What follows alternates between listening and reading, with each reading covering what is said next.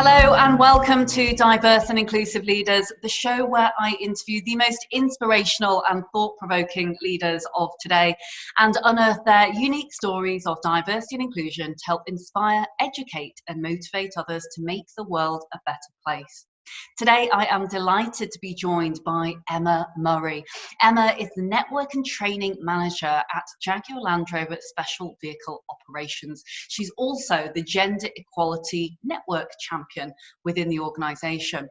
Emma's had extensive experience and is an accomplished Prince 2 practitioner and postgraduate diploma level professional with over a decade's worth of experience executing successful business transformation projects with a variety of industries, including automotive, textile, manufacturing, and also within the public service, such as the NHS. She's adept at managing complex projects throughout various life cycle stages and has a proven ability to improve bottom line performance by re-engineering processes, removing wasteful activities, and implementing positive change. Welcome to the show, Emma. Hi, Leila. Thank you for having me. Thanks so much for being here today, and I've been really looking forward to this podcast with you. I wonder, for those who perhaps don't know you as well as I do, whether you could give us brief synopsis into your background and how you came to be where you are today at Jaguar Land Rover. Yeah, I'd love to. Thank you. So really, I think it's fair to actually comment on my family background first. Quite frankly, the family is a bit of a league of nations in that my dad's side of the family is German, my mum's side of the family's Irish, my sister was mixed race, half sister of course, and I think that's brought quite a bit to my work and me as a leader today. And I started as an apprentice in textiles manufacturing at the age of 17. I was the first female apprentice that Cashes, the weavers, had ever had, and they were established in 1846. So that's pretty significant that it took that long to get a female in as well. I was really lucky to have travelled to the Far East at a really young age with them and outsourced quite a lot of their operation to the Far East with their sister company that was in Port Melbourne in Australia, and actually influenced quite a lot of change for textiles manufacturing for them and supported by Derby Uni, and then went on to juggle a 3-year-old daughter with university, working full time. And actually it's probably one of my biggest, proudest moments really that I went on to complete that. Even though they were saying that I couldn't because I'd had a young family. So I went on to be a service improvement manager in the NHS, did that for a couple of years. Public sector is certainly very different to private sector, but actually from a government and risk management point of view, learned a lot and actually led some really successful improvement programs for reducing waste, consultant to consultant referrals, stripping out ratios of first to follow-up appointments for outpatients, and found myself in automotive at that point and went in, and actually it's 10 years next year that I've been in automotive working for JLR, although on the supplier side first, and have successfully led some really key projects for JLR within the training team and improving the capability of retailers within the network, and more recently in special vehicles. So yeah, it's been an absolute roller coaster over the last few years, and I'm really proud to be part of the Gender Equality Network for JLR. Fantastic. And I must commend you first and foremost for being the first female apprentice back in the day. I think that's fantastic. And it's actually, it's pretty unusual, if you don't mind me saying so, to travel at such a young age. It's pretty brave. I think back to being kind of 17 years old and my goodness, yes, did end up traveling abroad, but to go and work out in another country, I think is quite something different. And, I'm sure it taught you a huge amount about the various different cultural idiosyncrasies and how those different cultures kind of, are key to being able to make business work and what it's then like bringing that back, I guess, to the UK. Absolutely. I remember traveling with our sales director, who at that point I was looking in a factory down in Guangdong in Shenzhen, and there was an awful lot of young, very questionably young workers in some of the factories, and they were clearly working with solvents that would not be tolerated in a European factory. I think I remember being taken aside at such an early age saying, well, you've kind of got a bit of a job to do here, and you can go home if you want to. And I remember having that decision in my head at that point, even though there wasn't really a question of, okay, so are you going to try and help to change this? And we did work with their senior leadership team to look at how we could improve practices and bring our standards, if you like, to improve the conditions. And I remember going to I won't name names, but in Vietnam, and I know that they were certainly in the news around CSR, because they were the one of the biggest shoe manufacturers in the world. I think they were in the press not that long before that around workers committed suicide, actually, around the conditions. And I remember thinking at the time, we've got to do something about this. And I still do follow the CSR around some of this, and it is significant. But yeah, it was pretty tough. And do you know what? Out there, a lot of the Far East and places that I was going to hadn't seen many female blonde Western girls either. So yeah, it was interesting, but it was never negative towards me. I do remember feeling that, it was never a racist attack or anything. It was more intrigue and interest from those different cultures. Although I do remember being asked, was I the director's PA? I couldn't possibly be a project manager.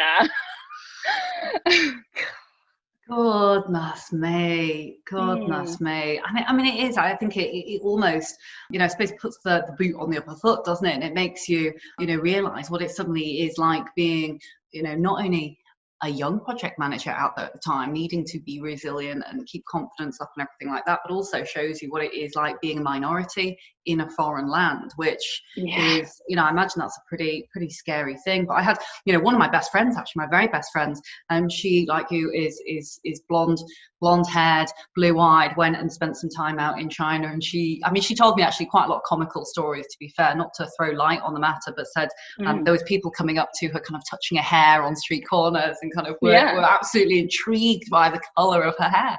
So yeah, nice to hear. Was she natural like me? She is natural like you. She Not is. Me. But clearly, you've come a very long way since then, which I think is fantastic. And being the first, there's, I hear many stories of people being the first, whether it's the first female, whether it's the first individual of that age. Always needs to be someone who ultimately is paving the way to show others that it can be done. And I love to call this kind of real models, role models, seeing representation with someone who is perhaps more senior to you, that demonstrates that you can do it. So I think it is, when you do fall within minority bracket in inverted commas, and you don't see people who look or sound like you, or you can't relate to in any way, shape or form, it's very difficult to almost picture yourself in that position in the future. Yeah.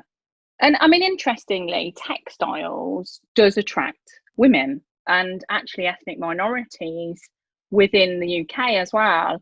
But they had certain roles though. They had weaving roles. You would be a weaver, a female weaver, typically Indian origin. But I was brought in as a technician, and I had to work in every single department. So there I was in a blue overall with all these men, and it was a bit of a shock. And it was a shame that it was, really.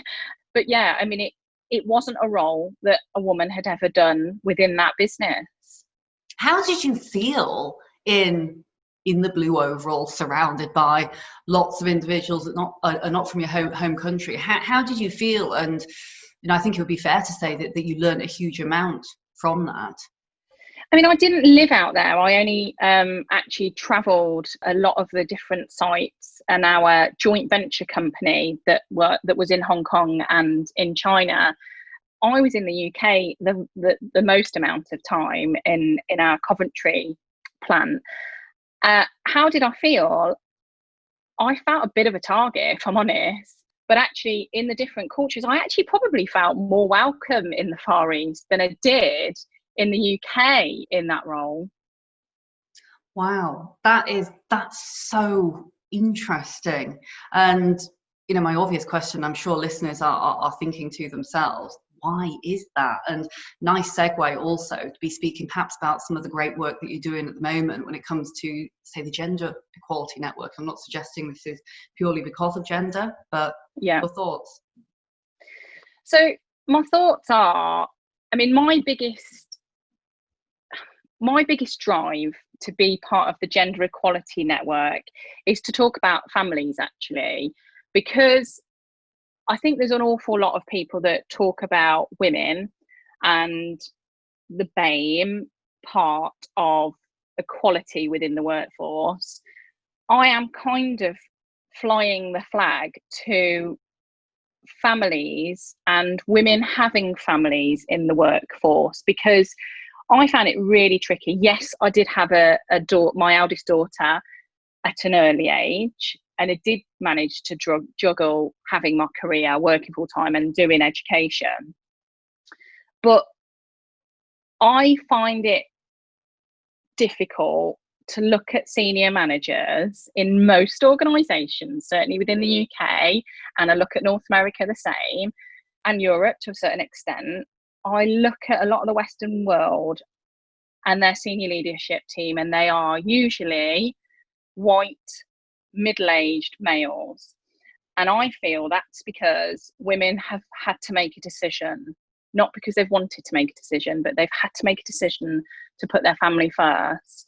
And I find it really difficult that we need to make sure that we are using lockdown as well as a good opportunity to reset that custom, if you like, because this has got to change. We've got to change this. We've got to allow more working from home.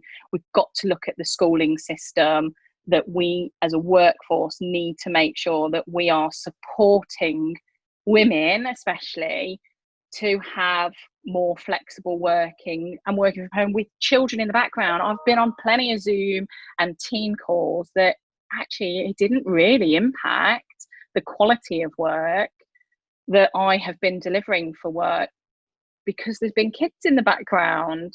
There's no issues around that from a work perspective, other than it makes me better because I'm happier that I'm able to do that, and actually probably go more into the evening because my boss is fine about it. And it's become more of a cultural norm now to, guess what, the people that are rocking up in the office have got a family. It's no surprise that if you accommodate that more, it makes everybody happier, and you are producing more, I feel. You're absolutely right, and I completely concur. Happy people are more productive ultimately, and I think it's great that you're sitting in the Gender Champion Network, and also the fact that you look at this from a parenthood in a holistic perspective almost, because when we talk about diversity and inclusion, and there still are a number of individuals, rightly or wrongly, who, when they think diversity, they automatically presume we're talking here about race or religion or whatever it might be. And yes, absolutely noted, there are many important visible diversities, but what you're talking about here ultimately are invisible diversities, because if we didn't know, and certainly we know more now because of the present circumstance, we can see a window into other people's lives, but in the workforce, in the workplace rather, on a day-to-day basis, these are invisible diversities where you don't know what is going on behind closed doors, beneath the surface, whether they whether you're in people are mothers, fathers, caring for elderly parents, could be single without children but have other caring responsibilities. These individual invisible diversities absolutely do need to be addressed. And like you say, in specific, when you look at the history of how men and women and kind of the stereotypical roles. Clearly there's been a massive disparity, and great that there are networks that exist now that are really flying the flag and trying to spearhead change, because it's very, I think it's very, very difficult. Whilst I'm not a parent, or we're not parents yet, we would love to be. You would very much like to think that that won't hinder an opportunity, or, as you said earlier on in the conversation, absolutely despicable that someone would feel it right to turn around and say, you can't do that because you're a mother or because you're a parent. It's just absolutely, it's part of us as human beings. For goodness sake. I mean, it's just absolutely madness. We all came from somewhere, didn't we? So madness not to recognise it. Absolutely. Yeah, and it's kind of fundamental. Why aren't we addressing it better? Indeed, and I do hope, like you said, and I think this pandemic will hopefully be a big driver for change, but actually demonstrates that, hey, you're working late on into the evening, but you're happy because you're with the kids and they have their time for education or whatever during the day. That actually we can be far more mobile, flexible, and actually that could open up other huge streams of diversity and inclusion, because perhaps no longer does it matter where we are based, but actually it's about the work that we do and it's about the skills that we bring to the table. Oh, do you know, I've just remembered, I remember learning about what a twilight shift was at an early age when I worked at that company. Oh, is this a manufacturing term? Like the night time? Ooh. And I said, oh, what's a twilight shift? Oh, well, that's for the women that are mums, that they can do all the mum women things, and then they can do a shift later on when the kids have gone to bed. Oh my goodness. Kind of says it all. Yeah, my goodness, absolutely does, absolutely does. And how have you been finding things, I guess, during this pandemic? Because obviously, you highlighted there before that parenthood and recognizing that within the workplace is absolutely critical. But what and again, I can't speak because I'm not a parent yet. I hope I will be. But getting that balance, how does one find that balance between the delicate juxtaposition of balancing being great at work, being a great parent, and all the other commitments that go into the responsibility of life in general, I guess. I think, to be fair, my colleague, he's the director of Classic, he said one thing to me that has pretty resonated. He said, be kind to yourself. And it does come to mind when I'm absolutely tearing my hair out, that hang on a minute, be kind to yourself and be kind to others. Just give yourself a bit of a break. My mum's tried to help out on Zoom, educating the kids on Zoom when I've been on calls. And to be honest, I've actually sent my youngest one back to school because my husband's a key worker, he's a police sergeant. But it's been tricky, but I'm lucky because I do work in a really good team. I've got a really good boss that's, everybody's pretty cool, to be honest, in terms of they know that I'm going to get the job done and they trust me. So it's probably more about my mental health around not killing the kids than it is my productivity. Well, it's great to hear, and it's absolutely true. It is the people that you work with that makes work often worth coming to work for. If you're trusted, respected, and being micromanaged to the nth degree, actually, why does it matter who and what, wherever you are working, if it is getting done? So no, it's absolutely, it is that that transparent kind of company culture and transparent teams, I think, makes an absolute difference. And I guess also just moving on to another subject which we did touch on earlier, and I think particularly prevalent given obviously that a lot of the sadness that's going on not only in America but around the world, frankly. But you mentioned there that your sister had perhaps she's mixed race and perhaps had slightly different perception as she was growing up. And I wonder your take on this, I suppose, in relation to the fact that we discussed that actually there is still, and again, this is no disrespect at all to the middle-aged white guys and leaders out there, fantastic allies, many of them, but also, there is a disproportionate lack of representation for different ethnicities, races, etc. Yeah, I think potentially I've got a unique position really, in that there hasn't been many people out there that has got that mixed race cultural element to their family. And of course, so my sister was 6 years older than me. We went to exactly the same schools. We were raised exactly the same. My mum and dad were equitable to the nth degree. We, if she had something, I had something. If I had something, she would have it.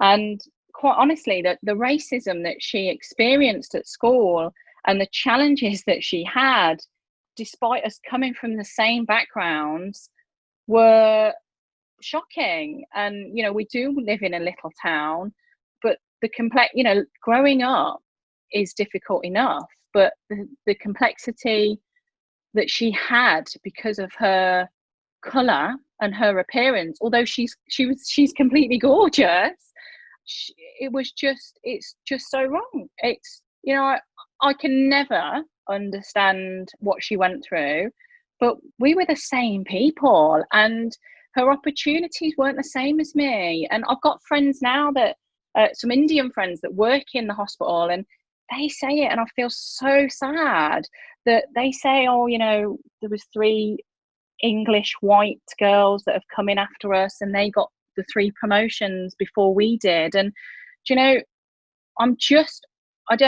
don't know how to express how bad I feel about it, because I've seen it, and it's there, and it's real, and it changes the outcome for people here. I consider myself as fairly successful and very lucky and very fortunate, but it's been really tough for her. If it was tough for me being a girl, it was twice as tough for her, if not more, because of her colour. That's absolutely it's heart-wrenching. It's absolutely just gutting. I mean, I should say, I'm sure she loves having such a wonderful sister in you, and it's great that you're willing to speak out about these things, actually, because clearly with everything that's happening in the news, and there's a lot of talk about kind of white privilege and all this kind of business. Well, it is being there to support our friends who are different, with race in specific at the moment. We can all be fantastic allies. We can be fantastic allies to help and support. And not just that, it's about businesses recognising that if you've got the same people sat around the table with the same opinions and same viewpoints and same agreements, you're not bringing much to the table. You need to have more different views. And that's not just about sexuality and sex and colour. It's all of it together. You need all of it, because anything that we're selling or services we're providing is to the society that has got those mix of people. It's really, really simple. You're absolutely right. It is not rocket science. Whilst actually implementing this within organisations and diversity and all the mixtures and colours and smorgasbord of society that we have, it is multifaceted and it is complex. But when you drill it down, as you very simply and correctly said, actually it makes sense, and it is preventing that groupthink situation around the boardroom table. Because if there aren't those different views and there aren't different opinions and whatnot from our different backgrounds, whatever they may be, groupthink equals lack of innovation. And we've heard and seen and proven in various reports time and time again that there is a massive business case for this. But forgetting about the business case is also the right thing to do. Yeah, fundamentally. This is about humanity. And I think that does shape you as a leader as well, if you have that open-mindedness, which naturally I think I have because of my family background. And, you know, it was tough for my nan. She was a German in the late 50s, coming to the UK. Her neighbours in the middle of Birmingham, they hated her. So, you know, and that wasn't, she was white, but she was a German ultimately, even though she was married to a British soldier. So I think it is your beliefs, but I think you've got to be kind to others. You've got to be open-minded, and it's about what you offer as a person. And that could be because of your race, colour, creed, that you bring something really, really positive to the table. Absolutely. Differences. It's like a superpower, I like to think. It really is. I think, you know, when you're younger as well, you kind of maybe don't see those differences as benefits, but when you, I guess, as you start to go up and throughout your career, as you have done, and reflect on those times, actually you wouldn't take them back for the world, because those challenges and those bridges and hurdles that you've overcome have given you a lot of the competitive advantage and leadership gravitas that you have to this day, which, you know, is actually it's a very nice bridge into some of my final questions before we go into the lightning round. But I must just ask, because I ask this to everyone, and it's you know, you have to a degree answered actually in everything that we've been talking about around D&I and B, but what does diverse and inclusive leadership, or what does diversity and inclusion mean to you personally? It means to me that there's just no barriers. It doesn't matter what you look like, or how you sound, or what you give off. If there is no barriers, that is not how your progress should shape you. It's just no barriers. That's what it means to me. Great answer. Great answer. And I know you've listened to a couple of podcasts, so you know I'm going to go into the lightning round now. I'm going to give you, this will be a challenge for both of us. The answers and the questions must be around about 30 seconds. I'll give you a minute actually, because it's you. But first and foremost, and biggest question first, but what is your secret to success, or indeed is there one? Well, my current boss says it as well, and I do like it. Fake it till you make it, because sometimes you have to, but actually being genuine, it gets you everywhere. People see through fake. Just be genuine, and, you know, open up some of you outside of work to others, because it might help guide people. You know, I've been divorced, I've been a single mom, you know, share and be genuine, but ultimately, if you don't know it, fake it till you make it. Great advice. And what about authentic leadership, which is a nice feeder, I guess, from the last question? What is authenticity and authentic leadership to you? It is sharing your experiences. It's giving you the credibility to share experiences that make you authentic. You know, again, people do see through it. So if you can't talk about a time when something had happened that can relate to whatever it is that you're trying to lead a change on, or have an impact on people's lives, or actually just be empathetic and be honest that, do you know what, I've never had racism or whatever it is, but be empathetic and talk about people's feelings and your feelings, because that's actually what leads the change, not the process. I couldn't agree more. It absolutely, sharing makes other people open up. You're absolutely right. And I will just say very, very, very briefly, because you mentioned this point, but those who aren't being necessarily authentic, or aren't being themselves, or, you know, and sometimes that can't be helped, because we all have been there when we've had our work face on and tried to fit in, or felt like we haven't fitted in, so we tried to fit in. I read a really interesting statistic the other day that said those in minority groups, or those that perhaps don't feel they belong in situations, spend 30% of their time trying to fit in. And it just astounded me, because I thought, wow, you know, 30% of the time is spent worrying about and trying to fit in. Well, imagine how much that is that could be driven into other things. Yeah, more productive, positive things. Exactly. And do you have any favourite heroes or sheroes, books, authors, quotes, or anything that you'd like to share as a nugget of inspiration? My mum and dad actually were my heroes, or still are. My mum, she was a community psychiatric nurse, so I've always had that element of the mental health side of how important that is, and the social health side to people. And my dad, he worked in a factory or foundry, as was.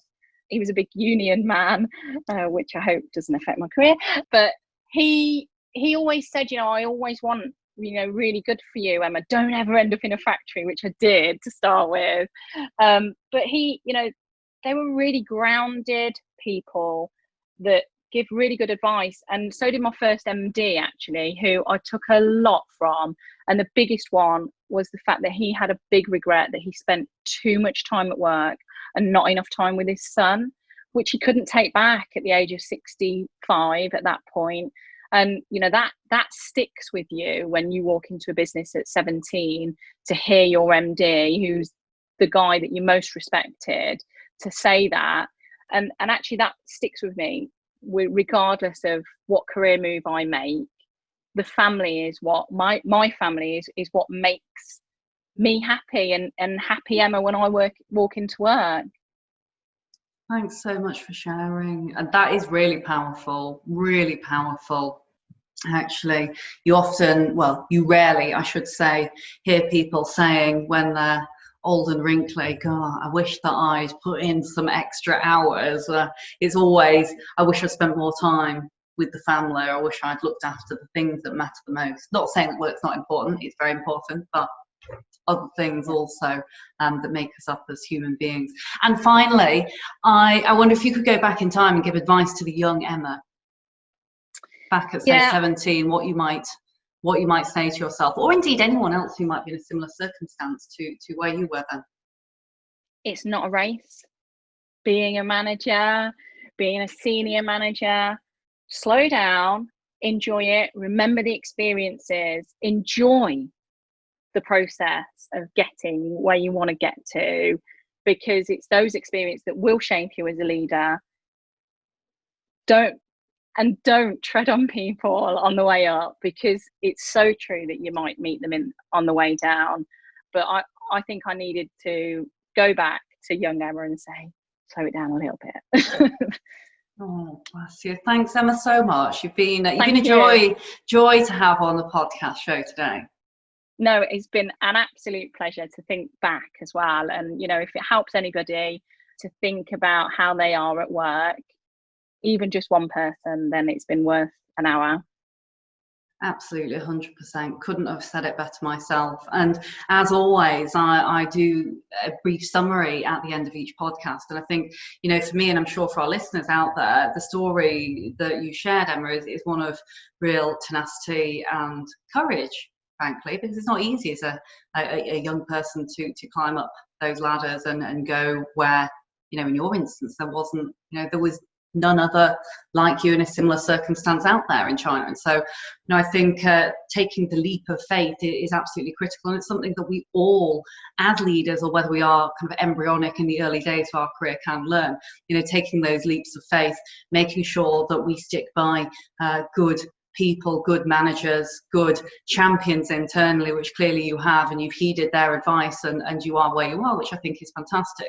But also having the courage to, the fake it till you make it piece. I think that's very true. And I did hear someone say the other day, fake it till you make it. That's not true. You absolutely need to learn absolutely everything. But ultimately, you wait until that point. Why would you wait?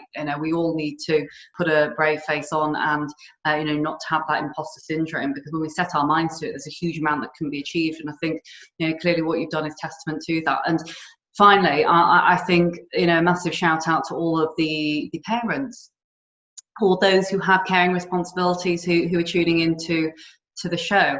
I can't wait to be a parent. And I think, we all can somehow relate to those that are parents that are, as we all are, juggling many things in life, and actually making sure that we look after our personal selves so that we can ultimately bring our full selves to work is absolutely critical. And so flying a flag, whether it be through an employee resource group or whether it be through speaking up and having a voice within your organisation to talk about the fact that we can now work differently. Let's utilise this time to spearhead change. So thank you ever so much, Emma, again for being here. My name is Leila Mackenzie-Dallas, and you've been listening to the Diverse and Inclusive Leaders podcast show. You've been listening to Emma Murray from Jaguar Land Rover today, talking about parenthood and her career, which has been fantastic.